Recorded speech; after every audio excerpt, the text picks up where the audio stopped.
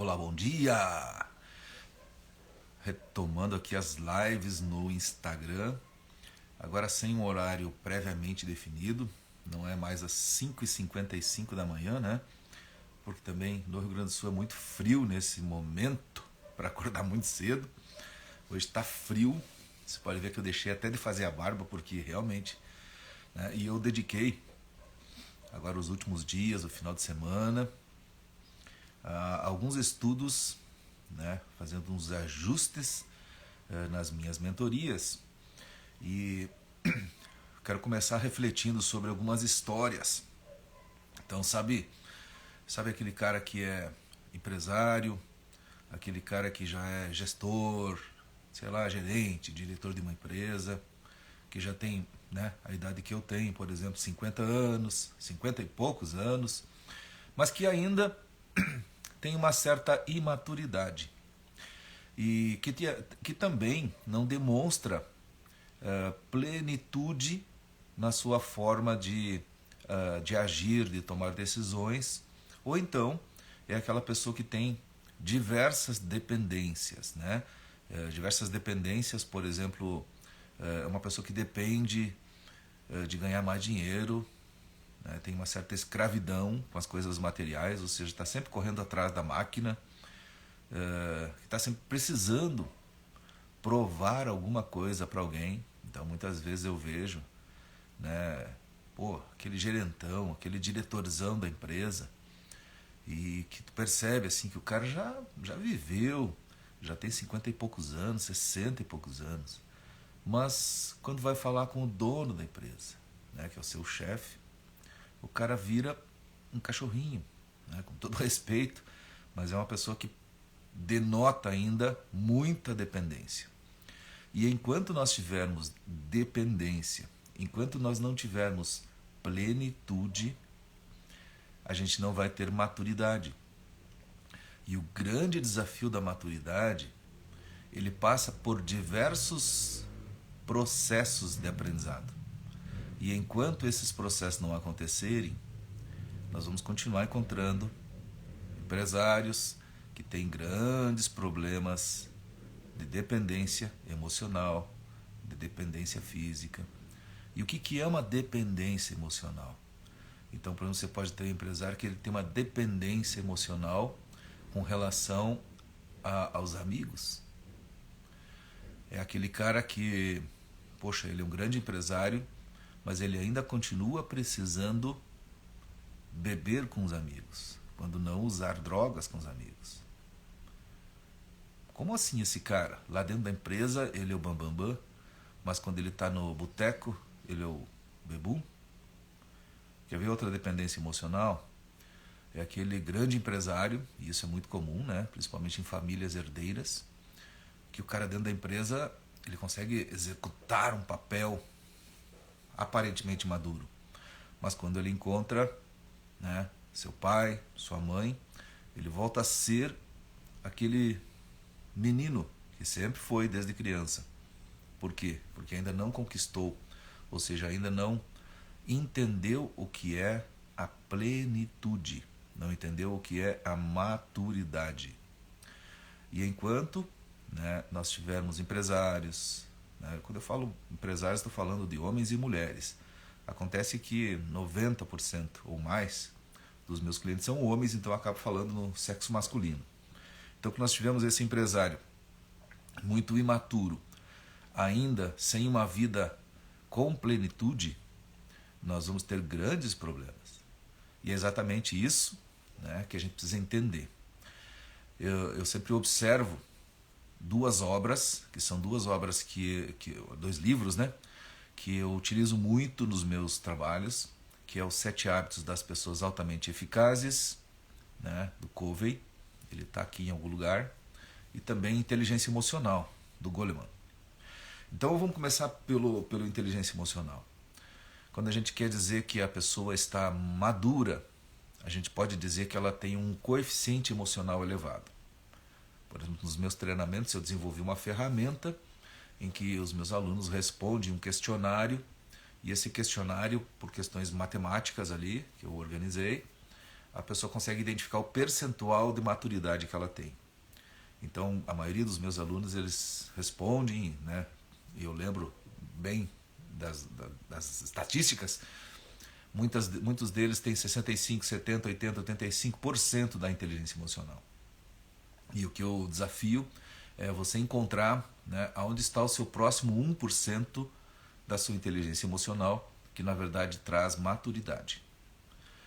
E o que é, né, isso que a gente chama de inteligência emocional, segundo, né, a teoria do Goleman, que é uma boa teoria. Não é a única, mas é uma muito reconhecida.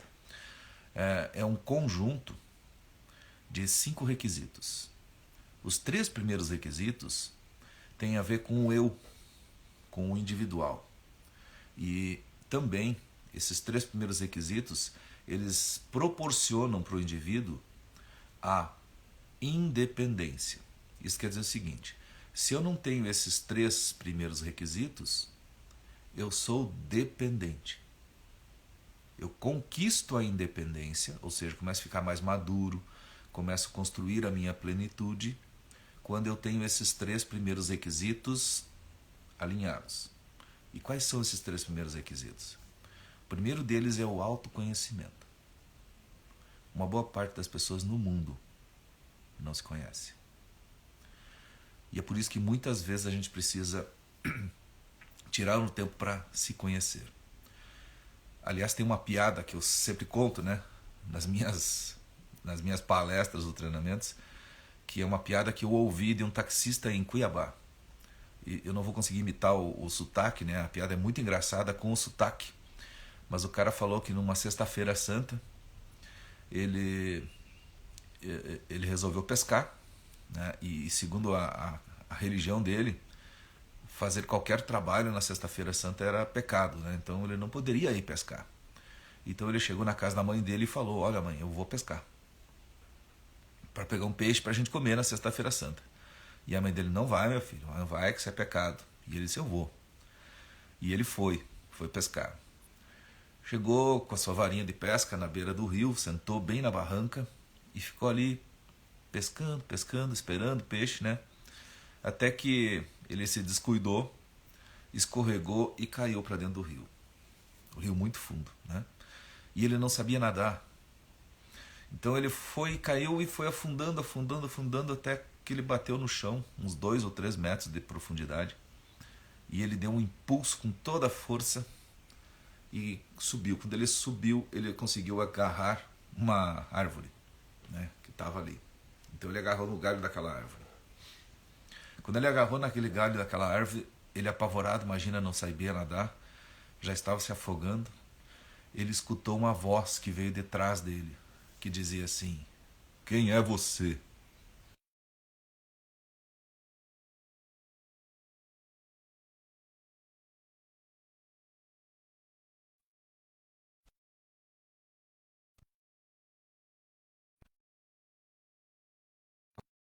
Depois: você quem é? E ele ficou mais assustado ainda. E essa voz repetia, às vezes dizia: quem é você? E outra vez dizia: você quem é? E ele começou a imaginar: poxa, será que é a morte, né? Porque minha mãe disse que não era para eu ter vindo pescar, então provavelmente vou morrer. Essa voz está me fazendo essa pergunta, né? E essa piada, mesmo meio que sem sentido, ela tem um lado muito legal, né? Porque daí ele deu uma olhadinha pro lado e ele viu que o galho que ele estava abraçado tinha uma ponta. Então ele, abraçado no galho, fazia assim, e a pontinha do galho batia num disco velho que estava ali, um disco de vinil, né, que para muitos não é mais, né, conhecido. E esse disco tinha uma música que na letra da música tinha quem é você? E então o disco ia e voltava. Mas o fato é que eu lembro dessa piada toda vez que eu falo sobre o primeiro requisito da inteligência emocional. Quem é você? As pessoas não param para pensar. E aí, quando a gente não para pensar, quando você não tira um tempo para olhar para você, fica muito difícil de passar por esse primeiro requisito. E o primeiro requisito da inteligência emocional tem a ver, por exemplo, com você saber Quais são os teus pontos fortes? O que você sabe fazer bem feito? Quais são os aprendizados que você ainda precisa? Né? Quais são os teus valores?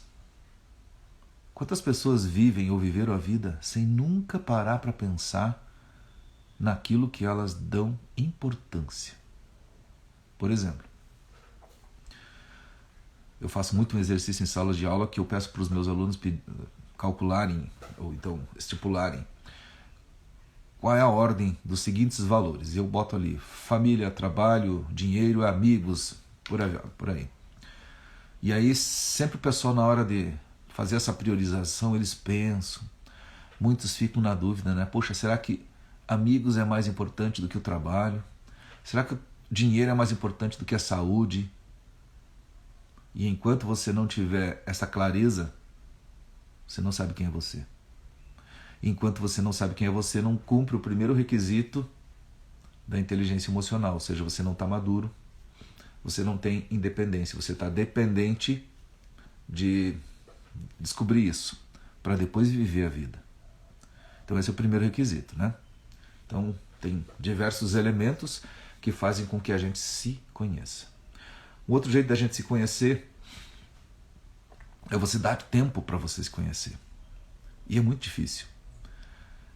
Quantas vezes você consegue ficar sozinho, literalmente sozinho, sem a interferência externa para você poder olhar para você? Eu vejo a dificuldade em mim. Eu tenho que estar lendo, assistindo alguma coisa na televisão, vendo alguma coisa na internet, olhando o celular, as redes sociais. E poucas vezes, talvez a menor parte do tempo das 24 horas do dia, eu consigo ficar sozinho comigo mesmo. Agora vamos mais longe? Quanto tempo você consegue, ou você faz, de ficar na frente do espelho e olhar para dentro de você? Faz esse exercício, 5 minutos. Depois que terminar esse vídeo aqui, vai na frente de um espelho e fica olhando dentro dos teus olhos por 5 minutos. Melhor ainda, olha dentro do teu olho direito no espelho. Fica olhando o teu olho direito no espelho durante 5 minutos. Esse vai gerar um conhecimento, um autoconhecimento extremamente profundo. E você vai descobrir quem é a pessoa que está sempre junto contigo. Você. O segundo ponto que gera independência é o autocontrole. O Goleman fala do autocontrole, que é a gente entender as nossas emoções e conseguir administrá-las de maneira mais controlável. Então, por exemplo, quantas vezes você já ficou com medo? A gente não precisa controlar o medo, mas a gente precisa aprender a agir apesar do medo. Quantas vezes você já ficou com ansiedade? Mas você precisa, por exemplo, dormir apesar de estar ansioso.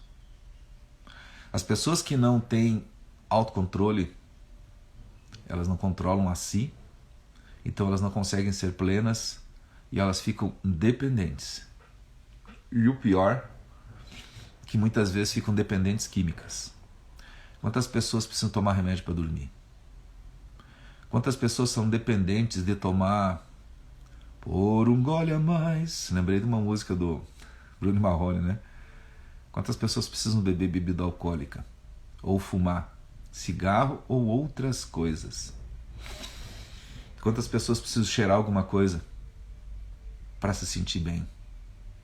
Então, enquanto você não tiver controle sobre isso, vai ser bem difícil. E esse controle não é alguma coisa fácil. Eu vou te contar aqui o que eu fiz ontem, né? Eu contei hoje de manhã para minha irmã. Ontem eu passei no mercado que eu precisava comprar banana, né? Eu tô com uma dieta, tô levando muito a sério minhas regras alimentares. E ontem eu fiquei empolgado e comprei bolacha. E bolacha tem farinha, não como farinha. E a bolacha tá ali, eu olhei para ela olhou para mim, eu pensei, rapaz, não vou te comer. E ela vai ficar ali. Mas por que eu comprei bolacha? Então, muitas vezes as nossas emoções, nossos impulsos nos levam né? A deixar de dormir, a não conseguir fazer as coisas, né? Esses dias, num curso, eu pedi para uns alunos falarem, né, na frente, em público, e teve um dos alunos que passou mal. Então, por que muitas vezes a gente não controla a emoção pelo simples fato de ter que falar em público? É o segundo maior medo depois da morte. O maior medo que nós temos é o medo de falarmos em público. Então, enquanto as pessoas não têm o controle dessas emoções, elas ainda continuam dependentes. Você imagina como seria a vida de um empresário que precisa coordenar, sei lá, dezenas, centenas ou milhares de pessoas se ele não tiver uma boa oratória. Ah, mas ele não tem a oratória porque ele fica muito ansioso, fica muito nervoso ao falar em público. E eu sei que pode parecer, né, impossível isso, mas eu já atendi, não foi um.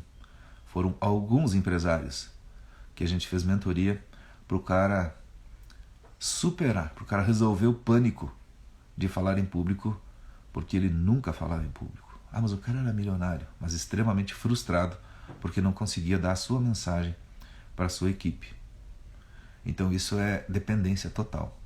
E essa dependência, ela gera um reflexo, porque a frustração por não conseguir falar em público puxa a possibilidade de outras frustrações. Você pode ficar pensando diversas outras frustrações, né? Então aqui a gente falou sobre 2 requisitos da inteligência emocional, o autoconhecimento e o autocontrole. E vem o terceiro requisito, né, que ajuda na nossa independência, que é a automotivação. A automotivação tem a ver com um conceito, né, claro sobre motivação. Ou seja, motivação não existe de alguém motivar outro alguém. Ou você encontra os teus motivos, ou não tem motivação. Então é uma questão também de maturidade. Pessoas imaturas esperam que o outro lhes cobre algo para que elas façam. Então por isso que dentro das empresas você vai observar alguém e você percebe que a pessoa não tem maturidade, né? Se a gente pensar no Ken Blanchard, que falou sobre liderança situacional, você pega uma pessoa imatura e você tem que dar comandos para essa pessoa, você tem que orientar essa pessoa para que ela faça, né? Dirigir essa pessoa para que ela vá. Então essa pessoa é totalmente dependente. Agora, como que um empresário vai ter esse problema de não ser motivado? E eu nunca esqueço de uma vez, há muitos anos atrás, né, a very long time ago, eu lembro que eu estava fazendo mentoria, que na época a gente chamava de processo de coaching executivo, com um grupo de executivos de uma empresa, e dentre todos os executivos tinha um que era o líder deles, né, que tinha participado da minha contratação. E ele também estava no processo de coaching. E ao longo do processo, depois de 3 ou 4 meses, a gente foi fazer um follow-up. E ele me disse: Alexandre, a equipe está voando, porque o que você está fazendo com eles está sendo muito legal e eu estou, né, dando todo um apoio para eles. Eu estou dando feedback, eu estou ajudando esses caras a encontrarem a sua motivação. E aí eu lembro que ele olhou para mim, bateu no peito e disse assim: mas ninguém me dá feedback, Alexandre. Como eu faço? Eu estou sozinho aqui. E a gente já tinha visto essa matéria, né, sobre maturidade, sobre independência. E eu perguntei para ele: isso quer dizer que você não está maduro para ocupar o cargo que você ocupa? Foi uma situação misturada com constrangimento, com esclarecimento, porque ele me dizia assim: não, você está certo. E muitas vezes a gente encontra no empresário, a gente encontra no líder da empresa, né, que às vezes não é o empresário, mas é o diretor da empresa, o gerente da empresa, essa falsa necessidade de querer encontrar alguém que lhe motive. Encontrar no mundo exterior a sua motivação. E enquanto a motivação for no mundo exterior, essa pessoa não vai ser plena, essa pessoa não vai ser independente e ela não vai ser madura. Eu posso dizer com muita tranquilidade que a grande maioria, de 80%, 90% para cima, dos empresários não tem essa maturidade. Os caras estão muitas vezes empolgados com alguma coisa, mas eles não têm motivos claros para. Porque a motivação, ela precisa ser decorrente de um objetivo, de uma intenção. Então, enquanto eu não tenho um propósito e uma missão claros, eu não tenho motivação. Muitas vezes eu tenho alguma coisa que me faz agir, mas eu preciso de muita disciplina, muito esforço para agir, porque eu não estou entendendo o para quê. E a motivação é quando eu descubro o para quê. Então aqui a gente falou sobre motivação, que é uma pessoa automotivada, ou seja, encontro minha motivação. Né? São 5 os requisitos da inteligência emocional. Eu falei dos 3. Agora, antes de falar dos últimos 2, eu vou pegar um outro autor que fecha, que se sobrepõe e que é extremamente importante você conhecer, que é o Stephen Covey. Né? O Covey fala sobre os 7 hábitos das pessoas altamente eficazes. E quando o Covey fala sobre os 7 hábitos das pessoas altamente eficazes, nós podemos pensar que os 3 primeiros hábitos, né, não é coincidência, também são da sua independência. E qual é o primeiro hábito do Covey? Eu anotei aqui para não trocar. O primeiro que ele diz assim é seja proativo, esteja no comando. Tem tudo a ver com motivação. A motivação, ela precisa de um complexo.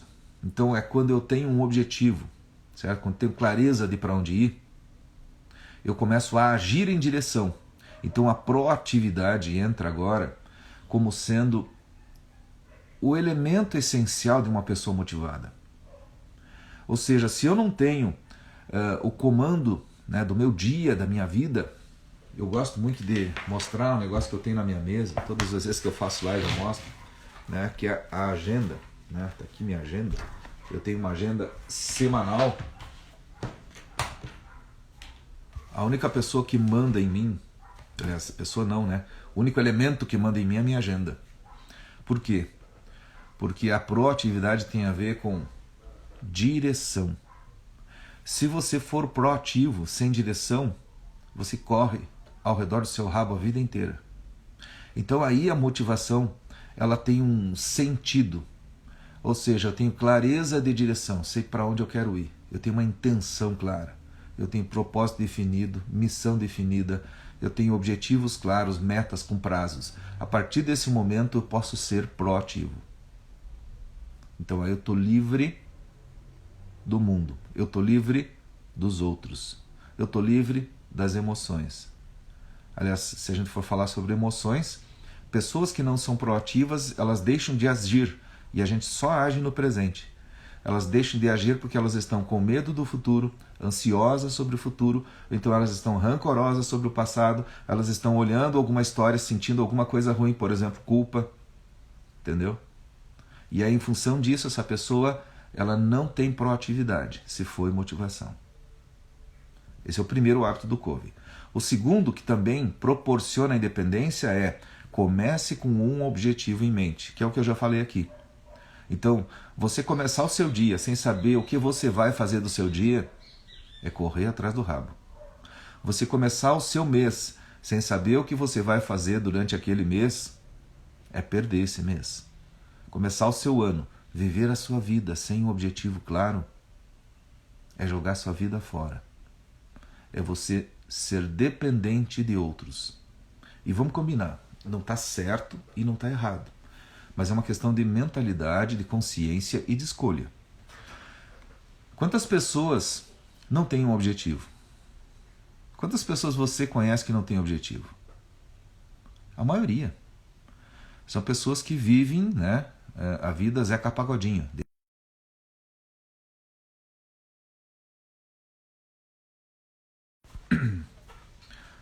Então o que acontece?